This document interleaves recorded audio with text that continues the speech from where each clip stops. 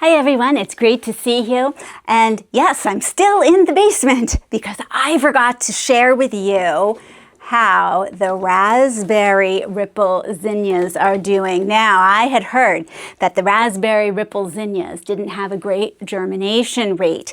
And so I overplanted, and look at this. They're doing fabulous. Almost every single one came up.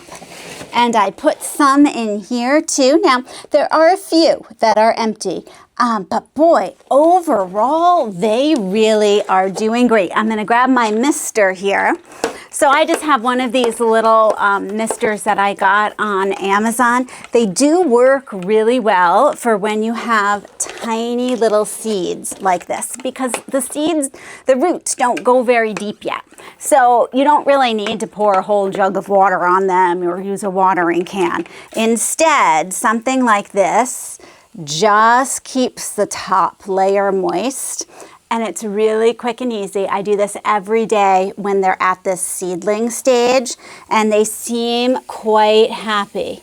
So I would love to get these coleus out of the way, but that's okay. We're just gonna keep these coming along. There's a little baby that doesn't seem to have made it. Nope, that's okay. But these are looking good. Now, for the zinnias, I'm thinking another month they'll be ready to go outside, but they're not very big. They definitely don't need to be pinched off, but I am going to pinch off a couple of the big leaves of this coleus, just like I was doing in my last video with you. I want to make sure that these leaves are not hanging over and shading any of my zinnias too much. We got to let everybody get their time in the sun, and I think this will be fine. Now, this is a giant limelight exhibition.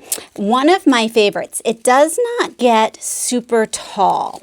Maybe a foot and a half. It has really big leaves, but it stays this really nice chartreuse color, and that makes it pop in the garden. So I do like it for that color. It really adds a nice brightness to a shady spot. So if you're looking for something, and it does well in the shade, if you're looking for something that's going to really add that level of brightness, the giant limelight is a good choice.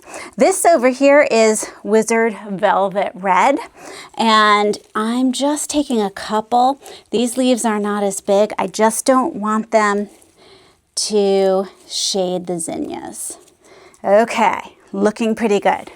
Sorry, I had to give you that update because I am really pleased that for the first time I'm doing this type of zinnias, and that of course is thank you to Steph so much. Steph does Hooked and Rooted, which you probably already follow her, and she's amazing with all she does, and her raspberry ripple zinnias are to die for. So I hope mine are half as good this year.